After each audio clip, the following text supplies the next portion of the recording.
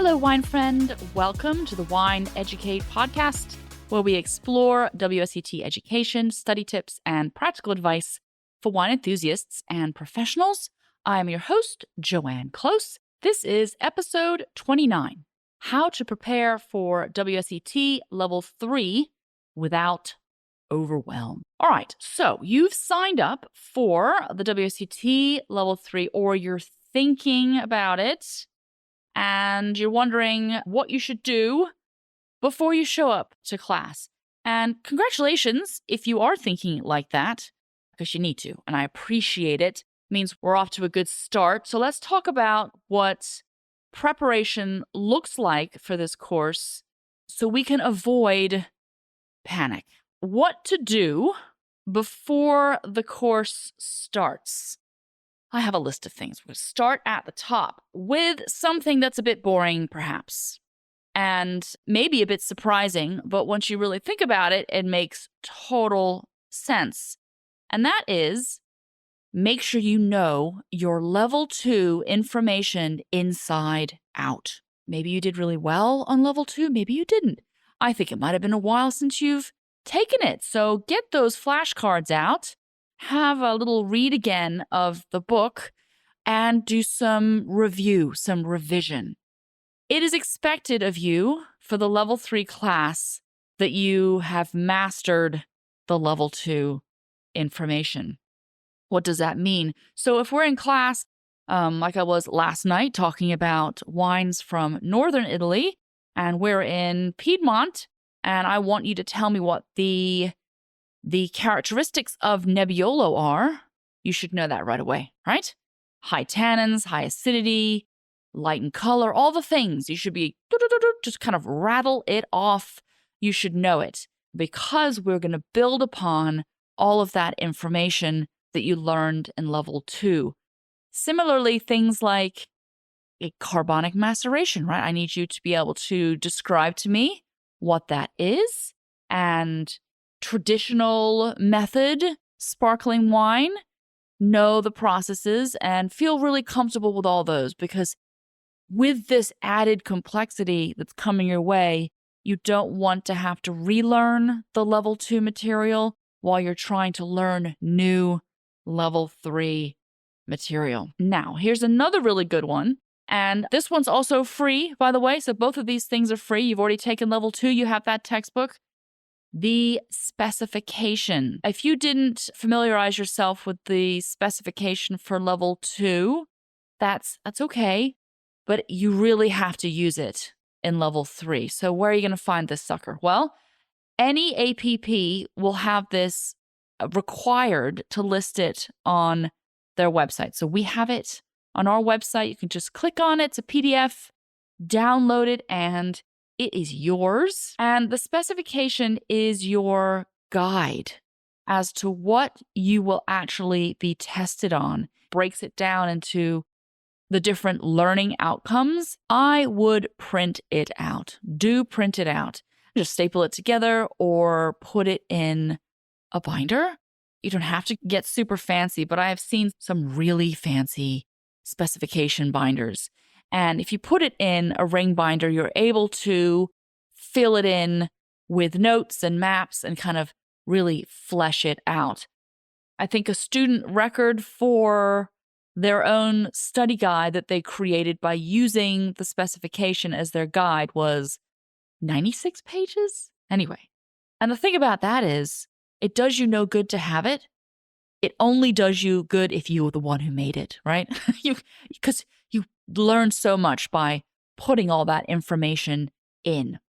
Another tip about the book while we're talking about it, the book is just a regular textbook, and it's difficult to study sometimes because you can't really lay it flat. I often put my cell phone on it just to kind of keep it open.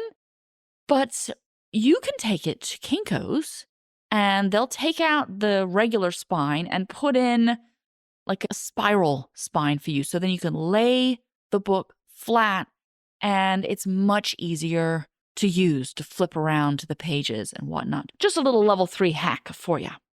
Another thing about the specification, there is about 10% worth of material in the level 3 textbook that you will not be tested on. How do you know what that is? The specification tells you what you will be tested on. So if the specification doesn't mention it, you don't have to know it for the exam. The point of taking these classes is to learn this information in the end.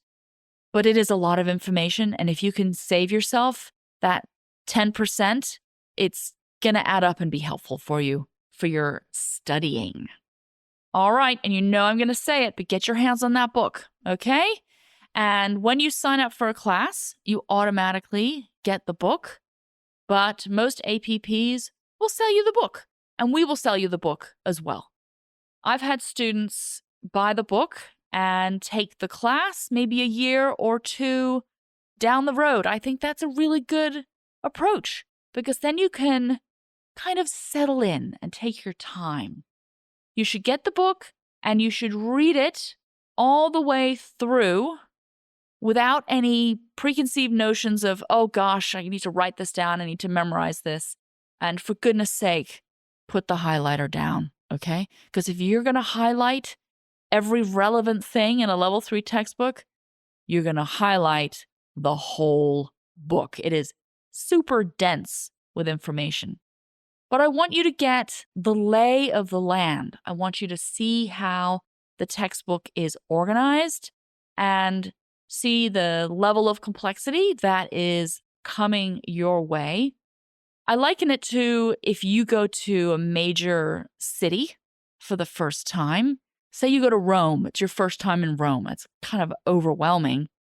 Maybe you spend the first day just walking around. Or maybe you take one of those hop-on, hop-off bus tours that gives you the lay of the land and gives you an idea of what's out there so then you can plan how to plan out your week or how to go deeper into the city. So that's my analogy for that. I hope that makes sense. Okay. And then you're going to really think about and be real with yourself about where you're going to find your study time. We are busy humans. We have jobs, and many of you are in the service industry and you work long hours.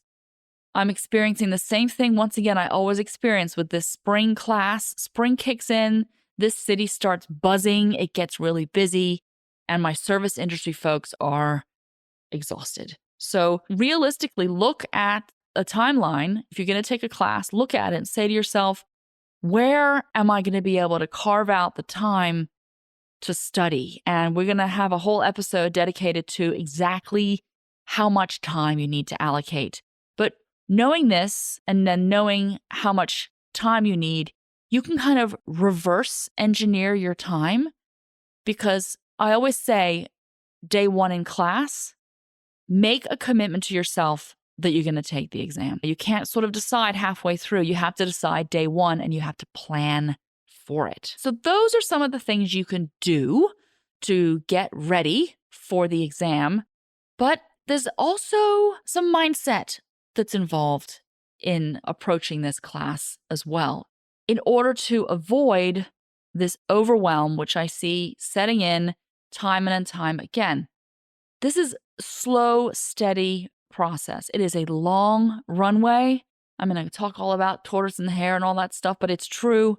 This is a marathon, not a sprint, and you need to prepare accordingly. If you start to rush or start to stress, that stress hormone is going to kick in and you're not going to learn anything. So you need to take your time. You also need to use the tools that you know work best for you. So we are all different humans. We all have different learning strategies. I myself, I'm a comparative learner. I like to put things next to each other and it helps all the concepts sink in. I'm also a visual learner. I love to sit down with my maps and color them in, but it really is helpful. It may have been a while since you've been in school, right? Since you've taken an exam. So we might be a bit rusty and might need to kind of relearn that process of sitting down, studying with the goal in mind of taking the exam. The internet has lots of tools available to you. So I would poke around and see what works best for you and figure out your learning style. All right, this is a big one, and I'm always reminded of this one. It is okay to not understand everything right away. You may feel that overwhelm kick in the first couple of classes. Keep showing up to class. Don't despair. Just keep showing up, because what I see is around class 4 or 5, things start to click. All right? Things start to click. And you understand how the tasting portion works. You're understanding how the essay information links in with the textbook information. And then it gets easier. So overall, be kind to yourself in this process and give yourself a bit of grace. It will take time. The worst thing you can do is think that this class is too hard for you and give up. I really hate to see that. It's a shame. Again, this is the reason I've created this podcast. I don't want you to give up. I want you to feel prepared, and I want you to enjoy it. I want you to enjoy the process of learning the level 3 information and getting ready for it. Okay? If you are interested in getting additional help with your preparation, send me an email. I periodically throughout the year do level 3 prep courses. I have my in-person ones, but many of you are not living in New Orleans. So I do offer one online. We get together for a few weeks, do some Zoom sessions, and they're really quite helpful. So if you are interested in knowing when the next one's coming up, send me an email, joanne@wineeducate.com, JOANNE. All right. On Thursday, we are going to take a close look at the exam, how it is organized, and how it is graded, how the points are allocated. So I will see you next time.